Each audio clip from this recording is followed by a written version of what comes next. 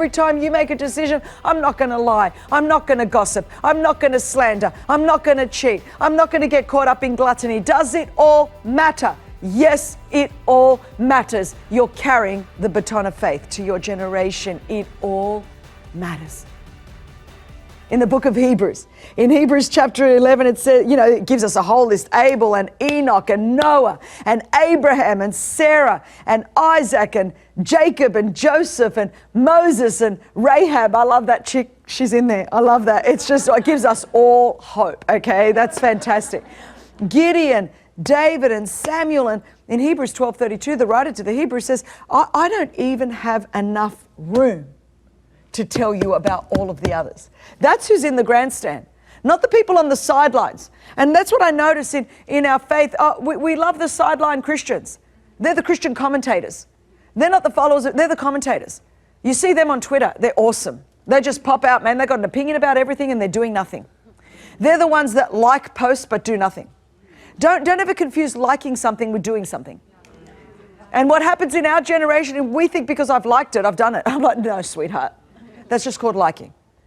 And so what happens is, he says there's a cloud of witnesses in the grandstand of heaven, and they are cheering us on. So I want you to know that we're not going to forget that there's a generation that's going to come after us. Because if you do, you're not going to fight for your marriage. We're not going to think that praying for the moral purity of a generation matters at all. Every time you go to church, I know it sounds like a simple thing, but we in this country at least are still allowed to go to church on a Sunday. Now, you just need a Sunday where you're suddenly not allowed to realize how important church is. But because we live in the nation of options, oh no, the parking lot's too far away. Which service, we live in options. Will I go this week or won't I? Will I go out on the boat or will I go to church? As if there are countries in the world where people are losing their heads for being followers of Jesus. What they would give to have one Sunday worship experience like we do. So I want you to know, every time you go to all that hassle, single mother watching this, of packing those kids in the car, trying to navigate just you've almost lost your salvation by the time you get to church if you've got a carload. Don't write me any letters, I don't believe you can, but I'm just saying.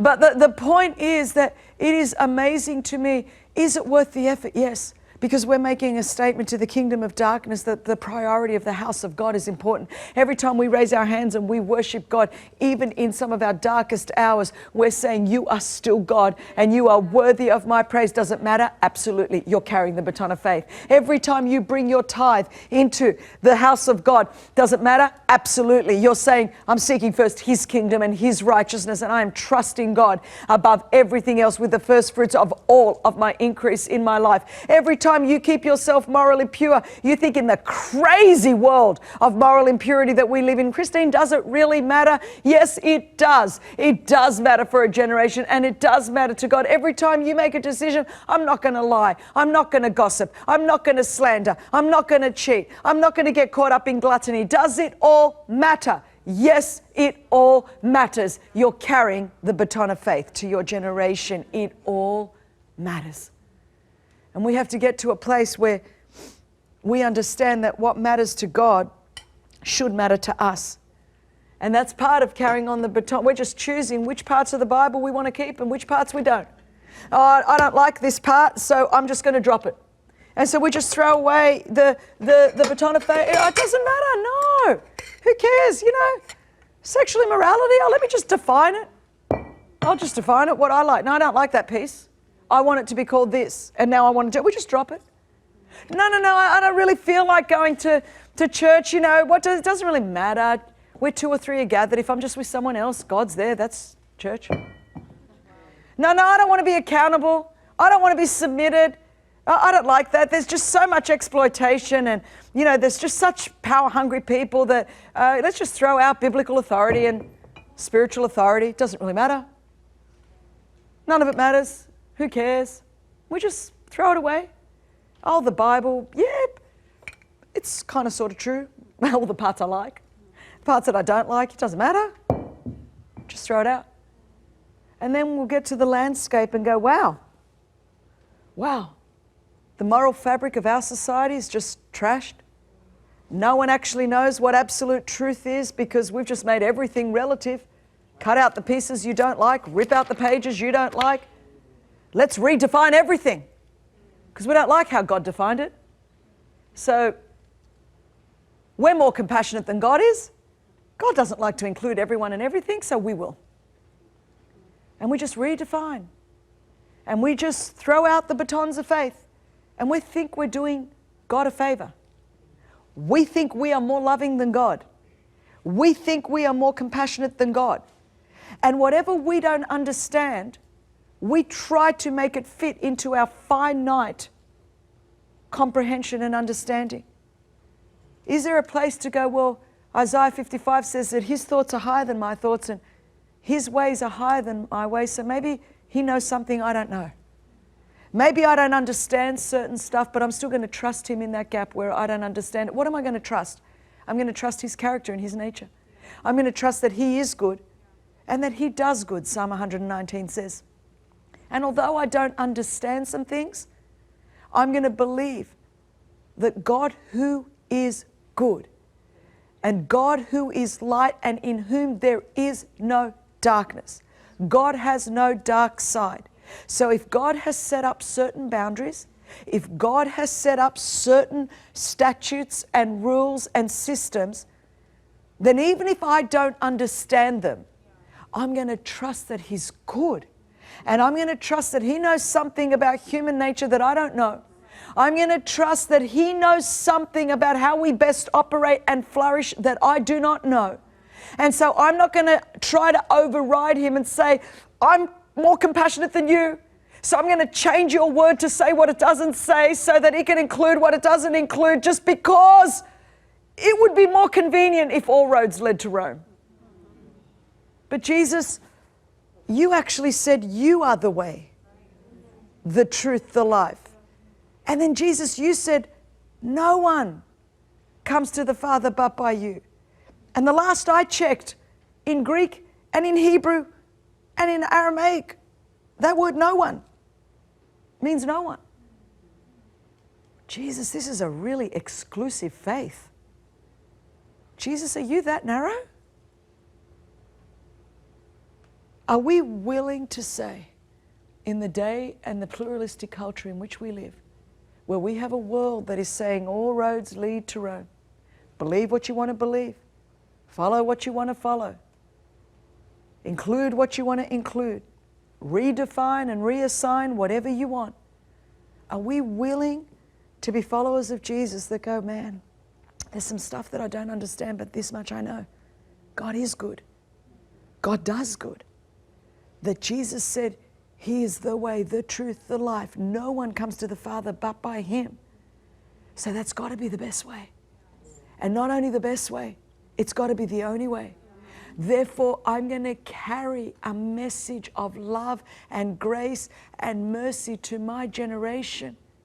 But I've got to understand that no matter how much love and grace and mercy I have, ultimately, the cross will be foolishness to those that are perishing. Ultimately, not everyone's going to choose to be a follower of Jesus. And ultimately, some people are just going to disagree. Are we still in the midst of that kind of culture going to have the courage to pick up the baton of faith in love? Are we going to have the courage to be willing to be misunderstood? Are we going to have the courage to say, having done all else, I'm still going to stand? You can turn that fire up 7 times 7, but I'm not bowing. No, I'm not bowing to any other idols. I am not bowing to any other. I know it's not popular. I'm sorry. I'm not going to bow. I know it's not politically correct. I'm sorry, but I'm not going to bow. I know that all my friends are not going to stick by me. I'm sorry, but I'm not going to bow. I know that you may misunderstand. I'm sorry, but I'm not going to bow, because this baton of faith is too sacred. It's too holy for me to just drop it on my watch. And I am not going to contaminate the baton of faith. It has been handed to me from one generation of the church to the next. My job is not to contaminate it. My job is not to argue about it.